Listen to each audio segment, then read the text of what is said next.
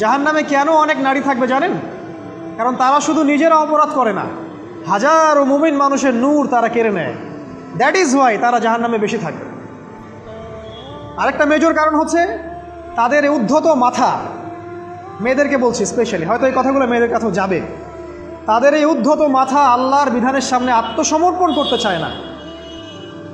তাদের এই উদ্ধত মাথাটা আল্লাহর বিধানের সামনে আত্মসমর্পণ করতে চায় না, এ কারণে তারা জাহান্নামে বেশি থাকবে। যে কোনো বিধান আল্লাহ তাদের সামনে বলেন, সব মেয়ের কথা বলছি না, ম্যাক্সিমাম বিভিন্ন যুক্তি তারা দিবে। সামি'না ওয়া আতা'না এই পর্যায়ের না, যুক্তি দিবে। পর্দা করলে কি এখন কেমন করে চাকরি করব, পর্দা করলে কেমন করে পড়াশোনা করা যায়, এখন তো যাইতেই হচ্ছে, কিছু তো করার নাই, বিভিন্ন যুক্তি, হাজারটা যুক্তি তারা দিবে। কে জানি তাদের ব্রেইনটাকে পুরো ওয়াশ করে ফেলছে। রাসূল সাল্লাল্লাহু আলাইহি ওয়াসাল্লাম বলেছেন, দাজ্জালের শেষ অনুসারী হবে এক শ্রেণীর নারী। মাশাআল্লাহ, দাজ্জালের শেষ অনুসারী হবে এক শ্রেণীর নারী। তাদেরকে ঘরে ইসলামিক অনুশাসনে রাখার জন্যে বাবা, ভাই, স্বামী শিকল দিয়ে বেঁধে রাখবে, তারপরেও তারা শিকল ছেড়ে বের হয়ে যাবে, আটকাতে পারবেন না, because of their mind is brainwashed. এ কারণে দেখা যায় তাদেরকে যখন কোনো বিধানের কথা আপনি বলবেন, তাদের এই উদ্ধত মাথাটা আল্লাহর বিধানের সামনে অবনত হতে চায় না, বিভিন্ন যুক্তিতর্ক তারা দেয়। এই কারণেই তাদের সংখ্যাটা জাহান্নামে বেশি হবে। আরও কারণ আছে, রাসূল বলেছেন সারা জীবন তাদের জন্য করবেন। স্পেশালি তাদের উদ্দেশ্য করে বলছি, যাদের অ্যাফেয়ার আছে, যতই করেন, যত কিছুই করেন না কেন, আপনি যদি তাকে ভোগবিলাস এবং পার্থিব সুখ শান্তি দিতে না পারেন, সে আপনাকে চিনবে না এক সময়। আপনি যদি আমাদের কথা বিশ্বাস না করেন, লিখে রাখতে পারেন। আর এমনিতে লিগ্যাল বৈবাহিক সম্পর্কেও সারা জীবন অনেক কিছু করবেন, হঠাৎ একদিন কোনো একটা কারণে ঝগড়া লেগে গেছে, তখন দেখবেন সে বলে বসবে, সারা জীবন তোমার কাছে কিছুই পেলাম। আমি নারীদেরকে ছোট করছি না, তাদের কিছু কিছু পয়েন্ট বলছি, এইসব কারণে তারা জাহান্নামে থাকবে। আমি একটু এই কথাটা না বললে জাস্টিস হবে না। রাসূল সাল্লাল্লাহু আলাইহি ওয়াসাল্লাম মেরাজে গিয়েছিলেন, আপনারা জানেন। তিনি মেরাজের রাতে অনেক অলৌকিক জিনিস দেখেছেন, নবীদের সাথে সাক্ষাৎ করেছেন, ইভেন আল্লাহর সাথে কথা বলেছেন, আল্লাহর নূর দেখেছেন। এই সময় সবাই তাকে হাসি মুখে সম্বর্ধনা জানিয়েছিল। যার সাথেই দেখা হয়েছে তার সাথেই তিনি হাসি মুখে অভ্যর্থনা তাকে জানিয়েছে, আসসালামু আলাইকা আইয়ুহান নবী, সবাই বলেছে হাসি মুখে। একজন মালাক, একজন ফেরেশতা তাকে দেখে হাসেননি, একজন। আপনারা কি জানেন? রাসূল সাল্লাল্লাহু আলাইহি ওয়াসাল্লাম অবাক হয়েছিলেন। তিনি বলেছিলেন যে, ইয়া জিবরিল, ওর চেহারাটা এত গম্ভীর কেন, সে আমাকে দেখে হাসছে না কেন, তার মুখে হাসি নাই কেন? জিবরিল আমিন বলেছেন যে তার নাম হচ্ছে মালাক, সরি তার নাম মালিক, তার নাম মালিক, সূরা যুখরুফের মধ্যে আছে, তার নাম মালিক। যেদিন থেকে আল্লাহ জাহান্নাম সৃষ্টি করেছেন, সেদিন থেকে তাকে জাহান্নামের দায়িত্ব দিয়েছেন, অর্থাৎ জাহান্নামের হেড অফ ডিপার্টমেন্ট, ইনচার্জ। সেদিন থেকে তার মুখের হাসি উঠে গেছে। আমরা দোয়া করি আমরা যেন তার সাক্ষাৎ না পাই। তার কাছে পারমিশন নিয়ে রাসূল সাল্লাল্লাহু আলাইহি ওয়াসাল্লাম জাহান্নামের দিকে তাকিয়েছিলেন, ভিতরে দেখেছেন কি আছে। তিনি পরে যা ব্যাখ্যা করেছেন তা হলো, আমি দেখলাম সেখানে খালি মেয়ে আর মেয়ে, সেখানে খালি নারী আর নারী। এই হাদিসটা আপনার মাকে বলবেন, আপনার বোনকে বলবেন, আপনার মেয়েকে বলবেন, আপনার স্ত্রীকে বলবেন। এই হাদিসটা যদি কারো হৃদয়ের মধ্যে গেঁথে যেতে পারে, তার দ্বারা অন্যায় করা সম্ভব না। কিভাবে একটা মেয়ে সব কিছু উন্মুক্ত করে ঘুরতে পারে যখন অলরেডি তার আত্মা জাহান্নামে জ্বলছে, অলরেডি, কারণ ভবিষ্যৎ তো আল্লাহ জানেন। যেমন উমর রাদিয়াল্লাহু আনহু এর ঘর জান্নাতে আছে, রাসূল সেটা দেখে আসেন নাই? এসে উমর ইবনুল খাত্তাবকে বলেছেন না যে আমি দেখে আসছি তোমার ঘর, আমি ঢুকিনি তোমার ঘরে তোমার আত্মসম্মানের কারণে। তার মানে তিনি পৃথিবীতে বিচরণ করছেন, ঘর তো জান্নাতে অলরেডি তৈরি হয়ে আছে। মেয়েরা দিব্যি ঘুরছে এভাবে, এবং তারা মোটেও সচেতন না তাদের ঘর হয়তো বা জাহান্নামে রেডি। আর আমাদের এই so called modern western civilization এদেরকে ব্রেইন ওয়াশ করে দিয়েছে। তারা বাজার করছে, তারা নগ্ন হয়ে ঘুরছে, কাপড় পরেও তারা নগ্ন থাকছে, তারা মডেলিং করছে, গান গাচ্ছে, নৃত্য প্রদর্শন করছে, মিডিয়া আসে, তার দেহ লক্ষ লক্ষ কোটি কোটি মানুষ দেখছে, হাজারো মানুষের নূর চলে যাচ্ছে। অন্যের নূর নষ্ট করে জান্নাতে যাওয়া যাবে না। রাসূল সাল্লাল্লাহু আলাইহি ওয়াসাল্লাম যে আলামতগুলো বলেছেন তার মধ্যে অন্যতম একটা আলামত হচ্ছে শেষ জামানায় মেয়েদের সংখ্যা বাড়বে, ছেলেদের সংখ্যা কমে যাবে। ইভেন একটা ছেলে 40টা মেয়ের দায়িত্ব নিবে। এটা আবার ভাববেন না 40টা ওয়াইফ, মা, খালা, নানি, ফুফু সব মিলায় 40। আর সামনে যে মহাযুদ্ধটা হতে যাচ্ছে এরপরে এরকমই একটা অবস্থা হবে যে ছেলেদের সংখ্যা পৃথিবীতে থাকবে না, খুব কম, এবং বেশি বেশি মেয়ে একটা ছেলের কাঁধে চলে আসবে। এখন অবশ্য আমাদেরকে ওই যে পশ্চিমারা শিখিয়েছে একটা ছেলে একটা মেয়েকে বিয়ে করবে। জেনা অনেকজনের সাথে করতে পারে, বাট বিয়ে একজনকেই করতে হবে। এখনও যদি কোনো হুজুর বা কোনো ব্যক্তি, হুজুর না, কোনো আলেম, কোনো স্কলার বা যে কোনো ব্যক্তি দুটা বিয়ে করে, মানুষ মনে করে something is wrong, something is wrong with him. এই লোকের কোনো সমস্যা আছে মনে হয়, এর মানে চরিত্র ভালো না, এর মনে একটা দিয়ে আকাঙ্ক্ষা পূরণ হয় না, something is wrong with him, তাই না? এই চেতনাটা দজ্জাল শিখিয়েছে এদেরকে। একটা ছেলেকে তৈরি করা হয়েছে সে যেন অনেকগুলা মেয়েকে বিয়ে করার ক্ষমতা রাখে, এভাবেই তাকে তৈরি করা হয়েছে।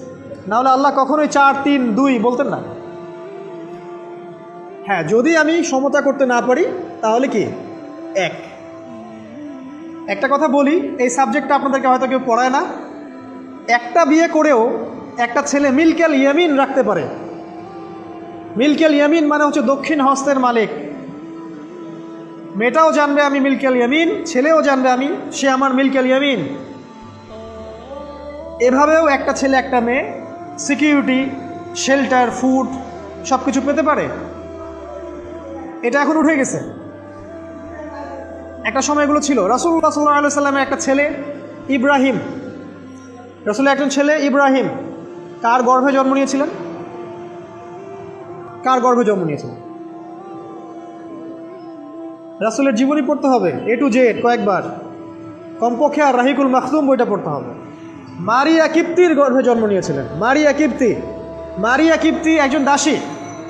এই দাসী মানে কাজের মেয়ে না, এটাকে বলা হয় মিলকেল ইয়ামিন, দক্ষিণ হস্ত। পারস্যের রাজা মিশরের রাজা দুজন দাসীকে রাসূল সাল্লাল্লাহু আলাইহি ওয়াসাল্লামের কাছে উপহার দিয়েছিলেন। তার একজনকে রাসূল সাল্লাল্লাহু আলাইহি ওয়াসাল্লাম নিজের করে নেন, বিয়ে করে নেন। তার গর্ভে জন্ম নিয়েছিল পুত্র ইব্রাহিম। এই সাবজেক্টটা আপনাদেরকে কে পড়াবে এখন? ইভেন এখন আলেম ওলামাও দুটো বিয়ে করতে ভয় পায়, মনে করে যে সমাজের মানুষ আমাকে কি বলে না বলে। সবচেয়ে বড় কথা হচ্ছে এই কাজ করার জন্য ব্যাকবোন শক্ত থাকা দরকার। ব্যাকবোন মানে মেরুদণ্ড, স্টিলের মতো, তাহলে এই কাজ করতে পারবেন। নারীর সংখ্যা যে বাড়বে, 40 গুণন 1 হবে, তখন এই 39টা মেয়ে কী করবে? এখনও সমাজের মধ্যে নারী পুরুষের অনুপাত 1:4, মানে প্রতি একজন ছেলের জন্য 4টা করে নারী ঘুরছে সমাজে। এটা তো স্ট্যাটিস্টিক, আপনি ইন্টারনেটে গেলেও দেখতে পারবেন।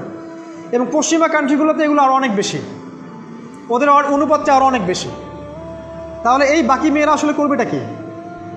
সবাই যদি একটা করে বিয়ে করে তাহলে বাকি মেয়েদের কি হবে? তারা কি পতিতালয়ের সম্পত্তি হবে? ওদের যৌন অধিকার নাই? ওরা শারীরিক, মানসিক, শেল্টার, ফুড, খাবার, পানীয় এগুলোর অধিকার রাখে না?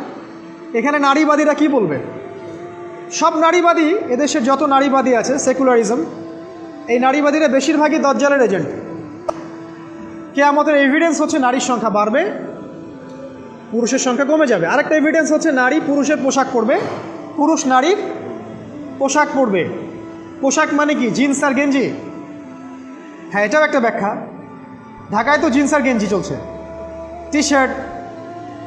এখানে অন্য একটা ব্যাপার আছে, আমি সেটা আপনাদেরকে আজকে বলছি। সেটা হলো, এটা শুধু এই পোশাক বলতে শুধু গায়ের পোশাক বোঝানো হয়নি। আল্লাহ বলেনি নারীরা তোমাদের পোশাক, তোমরা নারীদের পোশাক। তার মানে কি? না, এটা নারী, এটা আমার ওয়াইফ। নো, কোরআনের আয়াত এবং হাদিসের আয়াতগুলো দুই রকম। মুহকামাত যেগুলো স্পষ্ট, মুতাশাবিহাত যেগুলো অস্পষ্ট। যেগুলোকে তাউইল ব্যাখ্যা করতে হয়। আর তাউইল কারা করবে? যাদেরকে আল্লাহ জ্ঞান দিয়েছেন তারা করবে, সবাই করবে না। তাউইল করার পরেও তারা বলবে আল্লাহই ভালো জানেন। এজন্য আমি বলছি আল্লাহই ভালো জানেন, কিন্তু আমার ব্যাখ্যা হচ্ছে যে এখানে পোশাক বলতে বোঝানো হয়েছে যে মেয়েরা সামাজিক, অর্থনৈতিক, রাজনৈতিক সমস্ত ক্ষেত্রে ছেলেদের নেতৃত্বের আসন নিয়ে নিবে। You are agree with me? আমার সাথে এগ্রি করেন? পরিবার, সমাজ, রাষ্ট্র সব জায়গায় they will play the functional role of male in society. তারা সমাজে পুরুষের ফাংশনাল রোলটা প্লে করবে, আর পুরুষ নারীর জায়গায় চলে আসবে। ওই যে পিছনে গিয়ে ইয়াস স্যার সামিয়া না অত না, এই হবে অবস্থা। এগুলো কি আমরা দেখতে পাচ্ছি? ব্যাখ্যা করার দরকার নেই। তবে একটা হাদিস না বললে ইলমের জাস্টিস হবে না। সেটা হলো আল্লাহ রাসূল সাল্লাল্লাহু আলাইহি ওয়াসাল্লাম বলেছেন, কোনো কওম ততক্ষণ পর্যন্ত সফল হতে পারে না যতক্ষণ পর্যন্ত তাদের নেতৃত্ব দিবে একজন নারী। হাদিস কি আছে এটা, নাকি বানাই বললাম? তাদেরকে বুখারী খুলে দেখতে বলেন। কোনো কওম, আর রাসূল যখন একটা কথা বলেছেন তার মানে পৃথিবী উল্টে গেলেও কথাটা সত্য হবে, কিছুই করার নেই। এই কারণে পশ্চিমারা এখন খুব ভয় পাচ্ছে, কারণ রাসূল সাল্লাল্লাহু আলাইহি ওয়াসাল্লামের অনেক ভবিষ্যৎবাণী আছে কিয়ামত সম্পর্কে। ওরাও এখন খুব ভয় পাচ্ছে, ওভার কনসিয়াস যে এগুলো তো হতেই পারে। এটাকে ঠেকানোর যত পদ্ধতি তারা অবলম্বন করছে, কিন্তু লাভ হবে না। প্রতিটা ইস্যু ওদের বিপর্যয় ডেকে আনবে। যে কোনো ইস্যু হোক, সেটা প্যালেস্টাইন বা কাশ্মীর হোক, সেটা আফগানিস্তান বা পাকিস্তান বা বাংলাদেশ বা বার্মা, কোনো ইস্যুই তাদের জন্য কল্যাণ বয়ে আনবে না। যদি কল্যাণ বয়ে আনে, শুধু মুসলিমদের জন্যই আনবে, কারণ প্রতিটা অন্ধকারের পিছনে একটা সোনালী সকাল আছে। এটা ওরা জানে না, কিন্তু কোরআন এবং হাদিস এটা আছে। অতএব কেউ ধৈর্যহারা হবেন না, ধৈর্যহারা হবেন না, এবং অধৈর্য হয়ে কোনো ইনিশিয়েটিভ নেবেন না, এমন কোনো ইনিশিয়েটিভ নেবেন না যার কারণে উম্মার ক্ষতি হয়। কারণ সামনে যে সময়টা আসছে এটা আমাদের বিজয়ের সময়, ওদের বিজয়ের সময় নয়। All you have to do, আপনাকে শুধু এতটুকু করতে হবে, জাস্ট বি প্রিপেয়ার ইউরসেলফ। নিজের প্রস্তুতি নিজে নেওয়া শুরু করেন, কারো দিকে দেখার দরকার নেই। এবং অবশ্যই collectively as a Umma, as a nation, কিয়ামতের আলামত হচ্ছে নারীর সংখ্যা বাড়বে, পুরুষের সংখ্যা কমবে। নারীরা পুরুষের পোশাক পরবে, পুরুষরা নারীর পোশাক পরবে। পোশাক মানে সোসাইটির ফাংশনাল রোল। মানুষ হালাল হারামের বিবেচনা করবে না। মানুষ জেনা করবে, জেনাকে জেনা মনে করবে না। মানুষ মদ খাবে, মানুষ মদকে মদ মনে করবে না।